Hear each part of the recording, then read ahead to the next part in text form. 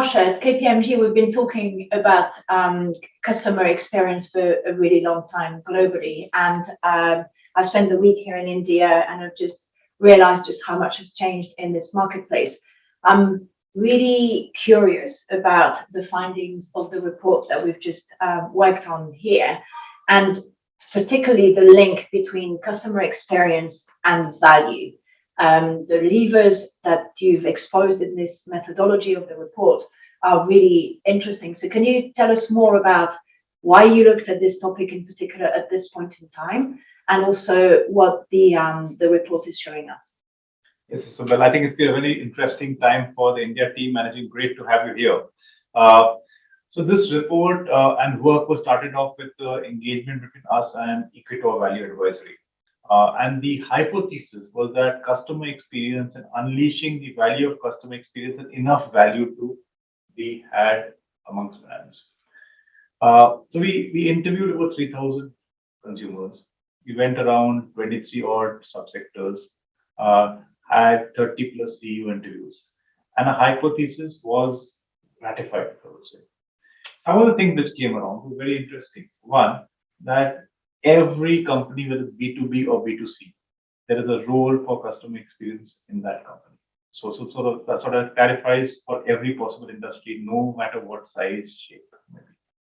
The second thing was that there's about $200 billion of value, which is uncaptured in the Indian environment. We quantified this for about 9 out of the 23 sectors we worked in, but still, it's a big amount on the table.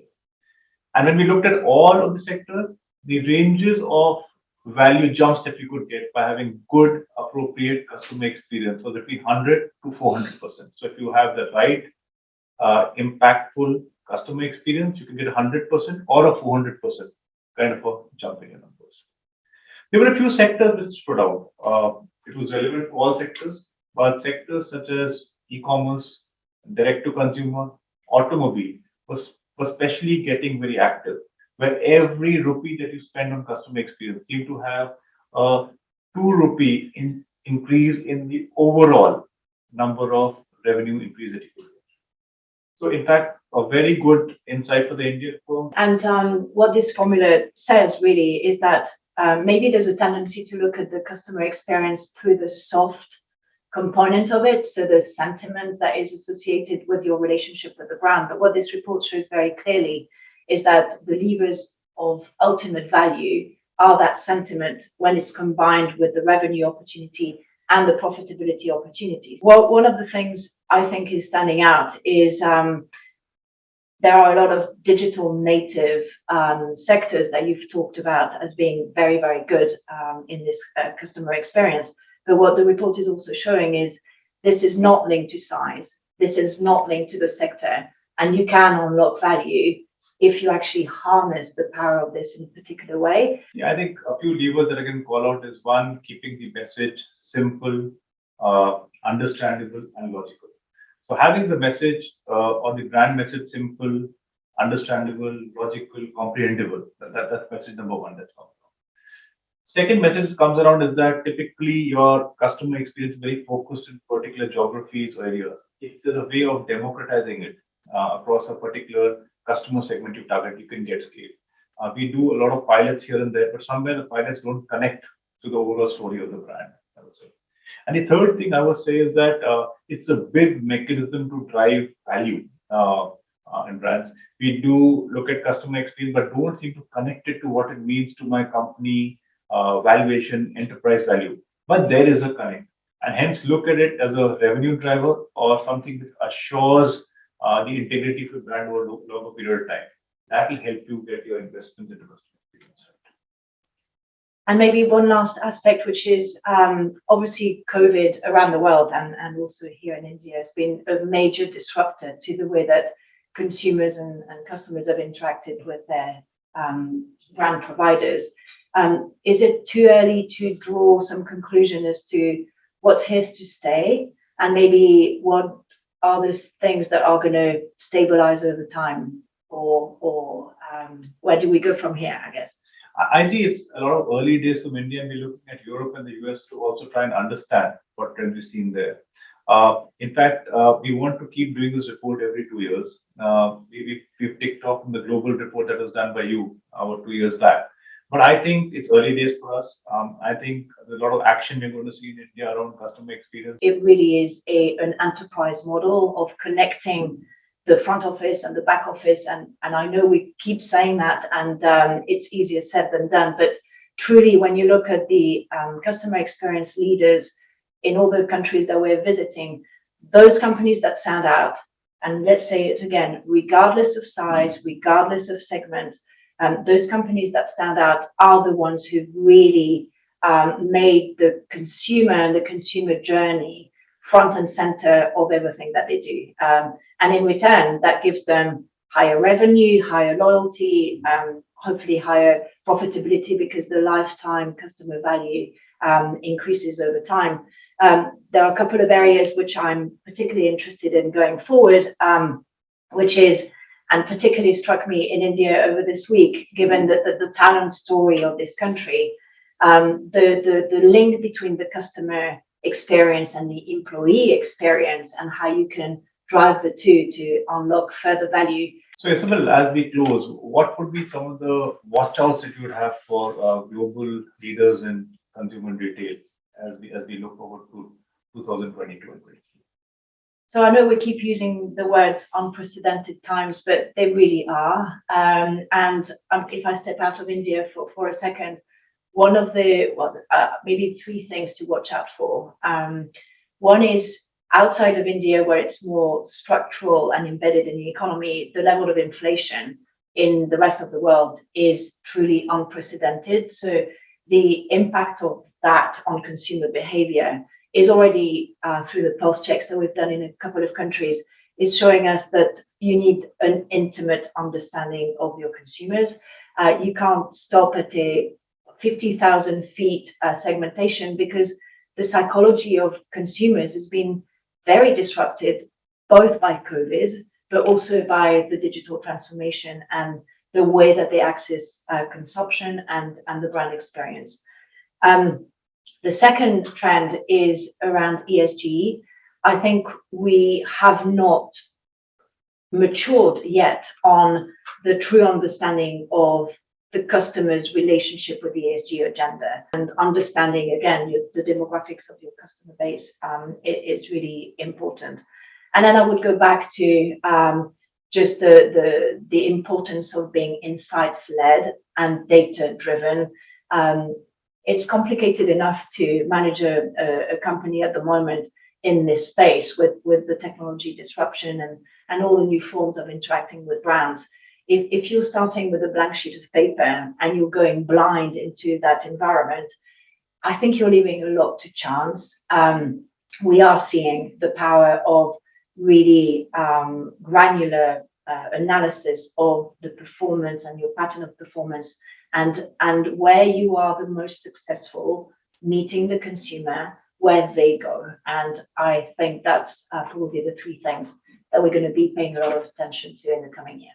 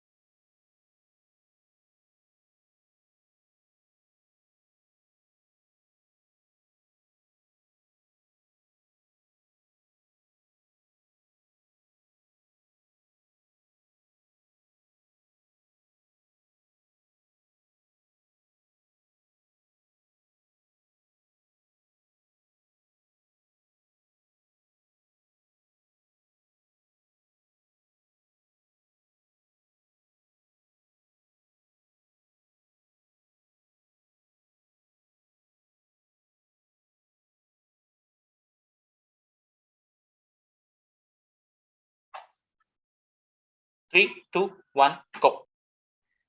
Thank you for joining us. We have Yazan Salti from Beyond Trust, where he talks about, we are in conversation and we are talking about Beyond Trust, cybersecurity in India and its potential in the new normal. Thank you. And so Yazan, how has it been?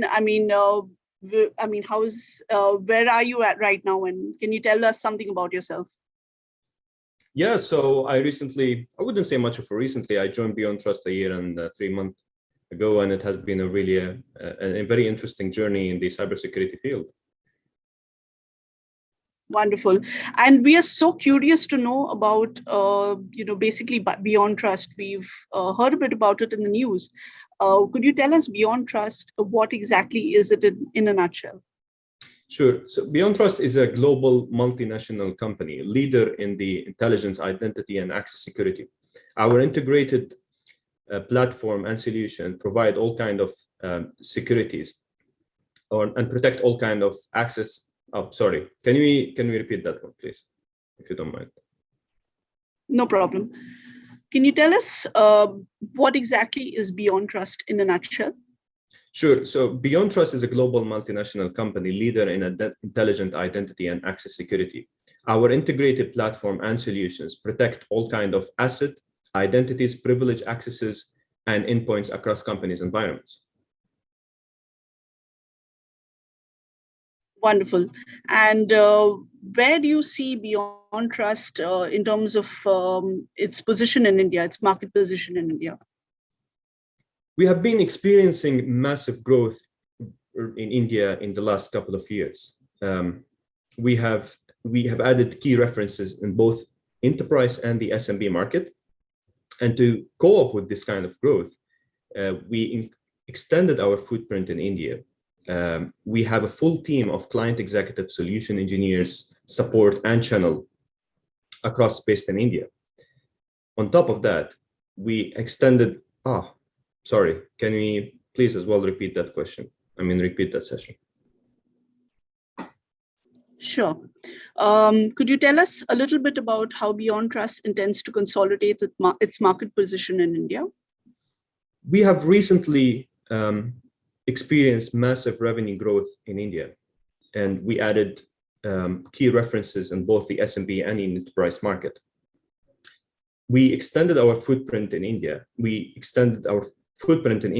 And we have a full team of client executive solution engineers, support, and channel based out of India. On top of that, we have a solid channel ecosystem with certified partners that's capable of doing complex implementations across. Now, we're not planning to stop here, of course, to further our investments in India in 2022 and beyond. That sounds good. And how do you perceive cybersecurity? Since you've mentioned your plans for India, how do you perceive cybersecurity is growing in India? Currently, the market in India and the cybersecurity is boiling. Let's put it that way. The pressure on the information security team have never been so high. And that's due to multiple factors, I would say, or a couple of main factors. One is the kind of sophisticated attacks that the organization in India is getting. And that's not only restricted to tier one companies or organizations like in banking or in the government, but also that goes into the oil and gas, the telco, the retail, the hospitality business, the manufacturers. And the second reason for that pressure is the government mandate around the security and data compliances and privilege access management compliances, eventually leading organizations or companies to adopt the zero trust model.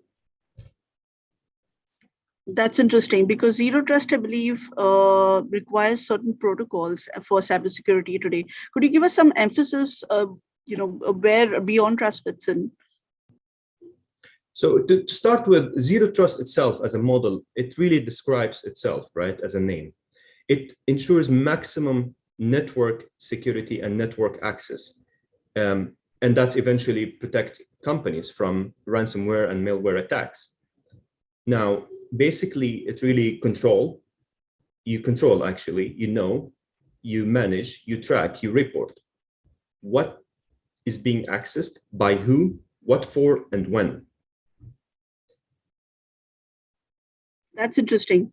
And So would you say that Beyond Trust approaches cybersecurity in the new normal with its variety of features, and that's exactly how you mentioned it? Yes. So just to start with, um,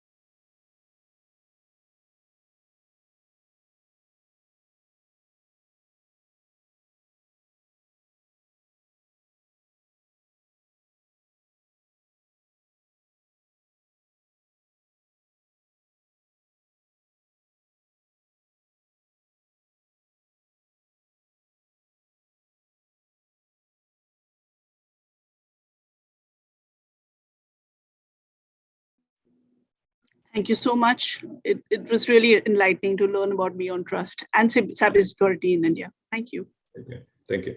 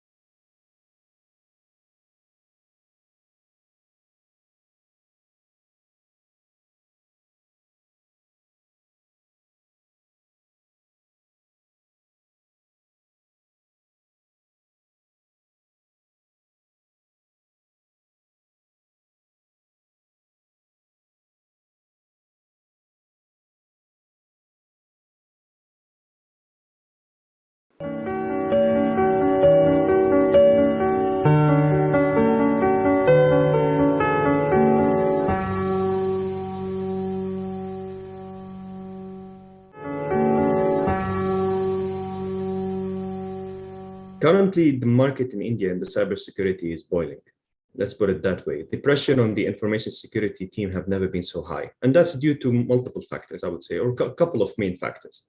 One is the kind of sophisticated attacks that the organization in India is getting. And that's not only restricted to tier one companies or organizations like in banking or in the government, but also that goes into the oil and gas, the telco, the retail, the hospitality business, the manufacturers.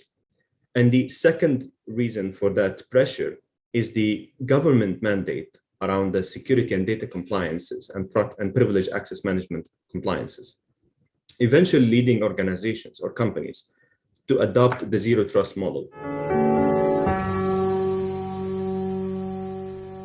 So to start with, zero trust itself as a model, it really describes itself, right, as a name. It ensures maximum network security and network access. And that's eventually protect companies from ransomware and malware attacks. Now, basically, it's really control. You control, actually, you manage, you track, you report what is being accessed, by who, what for, and when.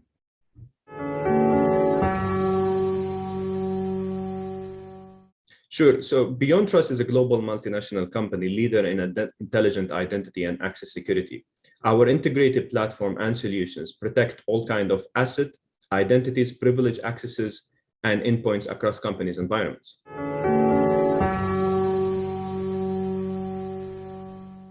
We have recently experienced massive revenue growth in India, and we added key references in both the SMB and in enterprise market. We extended our footprint in India. We extended our footprint in India, and we have a full team of client executive solution engineers, support, and channel based out of India. On top of that, we have a solid channel ecosystem with certified partners that's capable of doing complex implementations across. Now, we're not planning to stop here, of course, to further our investments in India in 2022 and beyond. I don't think organizations should look at the privileged access management as a standalone solutions or solutions with a separate implementations. Because if you don't protect as an organization your endpoints, which is like smartphones, IoT applications, servers, laptops, printers, you only reach halfway of the zero trust model. And this is where Beyond Trust come in, whether in the new normal or in the cybersecurity environment. We are the only leading vendor that provide a one-stop portfolio for privilege management umbrella across Windows, Mac, Linux, and Linux solutions. Plus, our proven seamless integrations with the top workflow applications and identity management results eventually with seamless implementations for the customers, which is in the privilege management umbrella, is extremely important. You really don't want to go back and try to update the policies multiple times. You really want to need to have one policy being implemented, integrated with the existing solutions, eventually leading to happy customers, which I'm really happy to say that we have more than 95% retention rate. And we're planning also, our goal is even to increase that, reaching into to having happy customers. I would really encourage any organizations that look after the zero trust model or into this directions to reach out to our website and to go to our website and reach out to us.